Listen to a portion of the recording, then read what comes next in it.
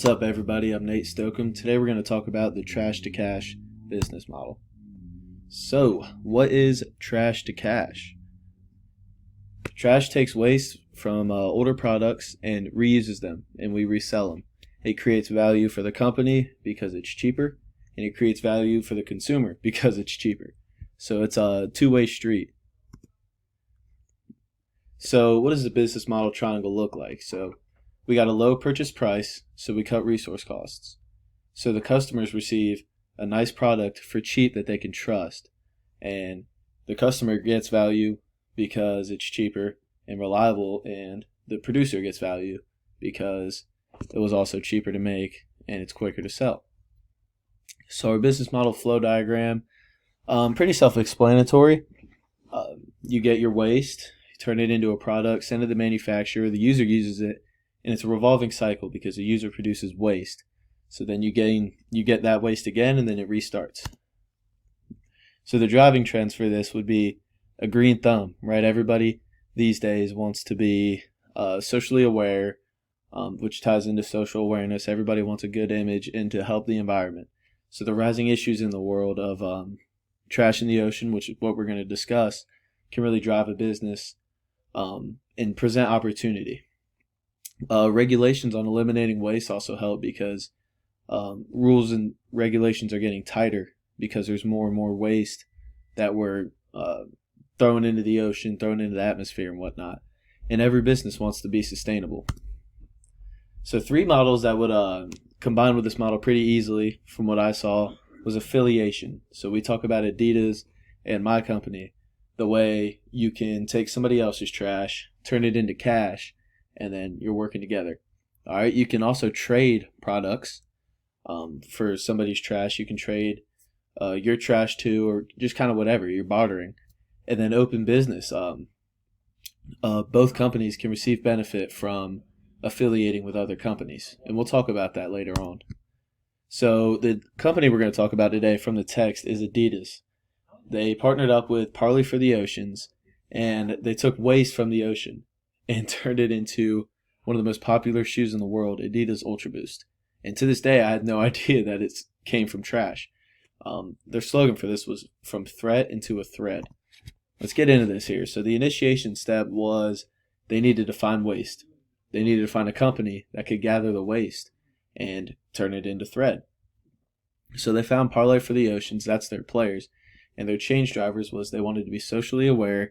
They had regulations of waste that they were trying to work through, and global issues of there's trash all over the ocean. So Adidas is a German company. It's the second largest sport manufacturer in America, right behind Nike. And they make athletic apparel, shoes, sporting gear, and they're big in the athletic world, as we'll discuss further on. So what did they do? Well, they make high-performance athletic gear. And whether it's trash or new material, the athletic gear is very good.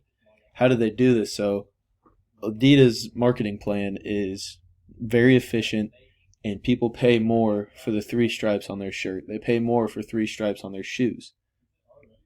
And they not only do they make very nice gear, but they can make affordable gear also.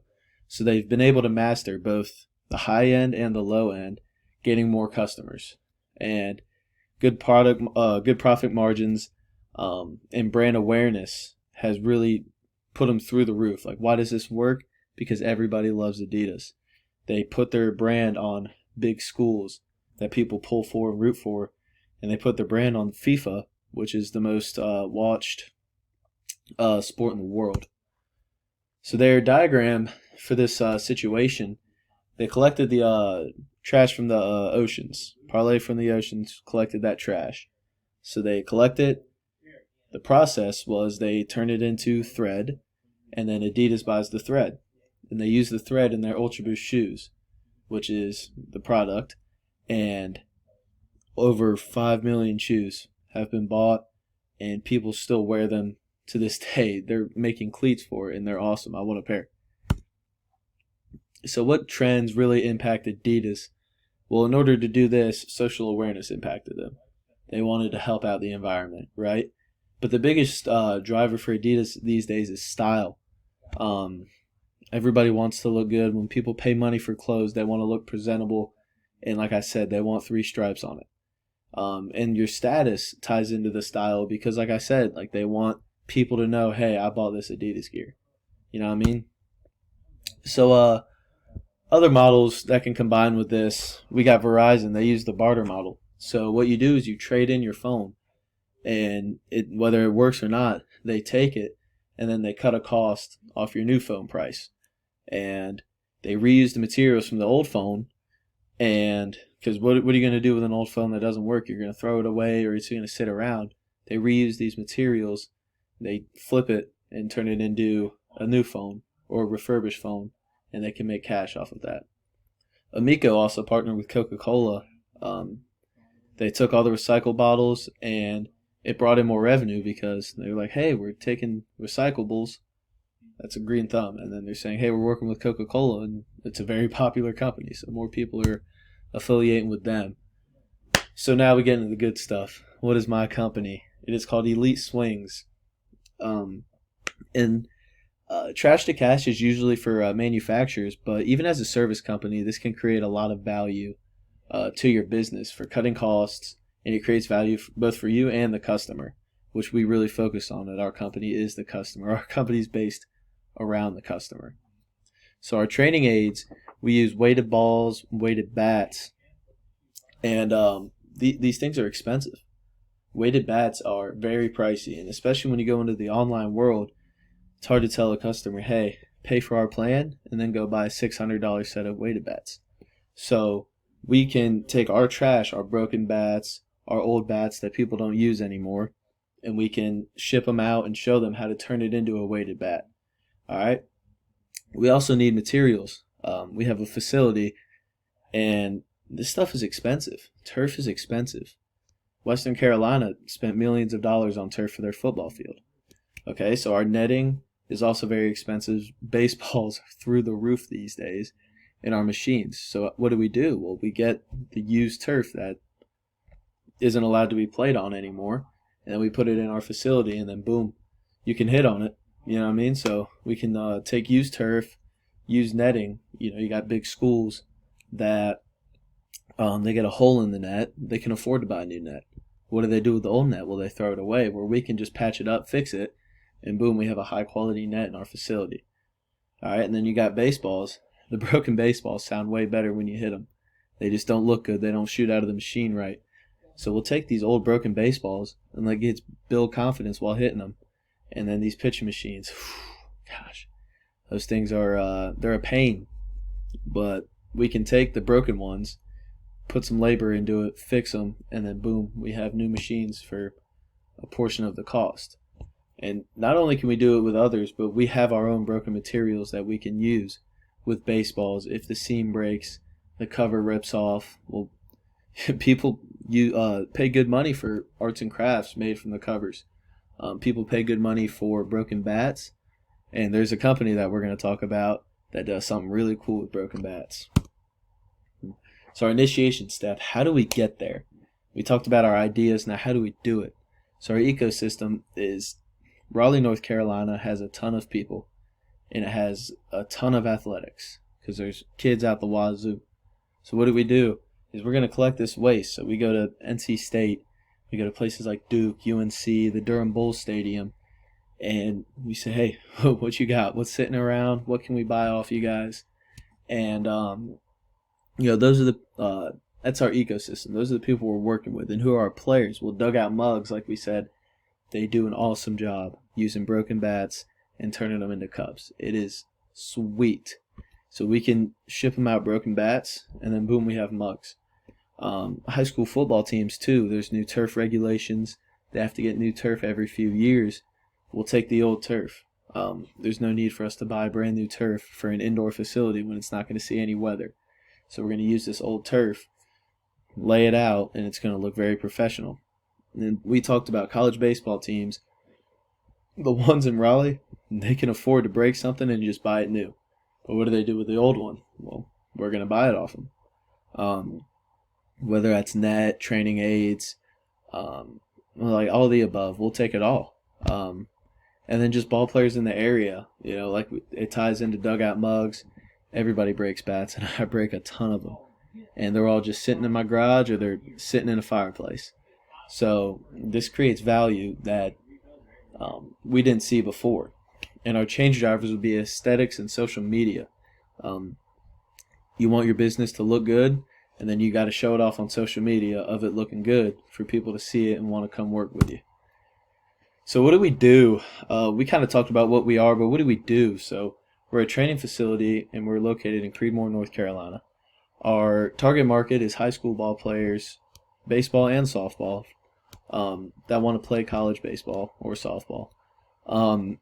We use breakthrough technologies, training aids, training tools, and one-on-one coaching to really develop these players and not only prepare them for the next level, but we want them to succeed too. We don't want them to just get to college. We want them to play in college and have the chance to play professionally. So we're doing this using one-on-one assessments, one-on-one training. We're not just pushing them away and say, hey, okay, go do this. We're working with them, building relationships, trust, and we want to help them. So our business model triangle, we kind of just discussed a lot. So we're targeting these high school ball players that are committed and willing to spend the time, make the sacrifice to play at the next level, because it takes that. And how do we do this? Well, we're devoting time. We're working one-on-one. We're helping these kids out. We're not just shooting them on their own. We're getting our money from membership fees, merchandise, and that's how we keep it going. So our customized flow diagram, our waste, broken bats, netting, anything baseball related, sport related that we can use to create value. So in the Raleigh area, everything's local. We'll go pick it up. We don't need to pay for shipping or anything. We'll go pick it up, and then we'll install it ourselves. We'll fix it ourselves, and it'll really create value and help us, use our hands and actually work and save money instead of paying people to do it. So our products will be the coffee mugs, cups, keychains from broken bats, and we can sell them at our shop. We can sell them online and whatnot. And it creates value for both us and dugout mugs. So our users, our clients, are receiving all this value, and we are too. But they're receiving value because they have more training aids, and we can buy new technologies with this, so they can have the state-of-the-art stuff that they need, and then we can use materials that it doesn't matter how old or new they are. So our driving trends are going to be aesthetics, like we said, social media, and then the new school hitting. The new school hitting has been a breakthrough for people. We still do the old school stuff, but the technology, the access to all this stuff that we have can really bring people in. So other models that we can combine with this are affiliation. So if we tell our kids, hey, we got this from NC State, we got this from the Durham Bulls Stadium, they're going to want to come work for us. Okay, and like we said with dugout mugs, we can trade all these wood bats and say every fifth bat, we get a free mug. Boom, we're making trades, right? And then open business. These collaborations, if people know they're using the Durham Bulls bats, they're going to go to Durham Bulls games. And then boom, Durham Bulls is selling more tickets and whatnot. So we learned that we were missing a big opportunity. We were going to spend more and get less instead of spending less and getting more value. So we could cut costs, generate more revenue, and our partnerships could help both sides. So with all these pros, there's no cons. There's no reason not to work trash for cash and create value. And personally, I've been doing this method without even knowing. I've swung bats from 2010 since I was here. We're big here in Western Carolina, blue collar, use your resources, and just really work for what you have and take advantage of what you have. So our netting we reuse, our pads we reuse, our gear we reuse. I still have practice stuff from people before me, baseball pants, old hats. So like I said, this changes the whole way our business can move. And like we said before, we're spending less for more, and we're still getting state-of-the-art equipment. Okay, it's still similar. We're still getting nice stuff, but the way we get it is completely different. So lessons learned: if you have an opportunity to reuse something, take it. Save your money. It helps out both parties. And being environmentally friendly can help our finances too. And it's not being cheap, it's being smart. You're not being a bum. You're using resources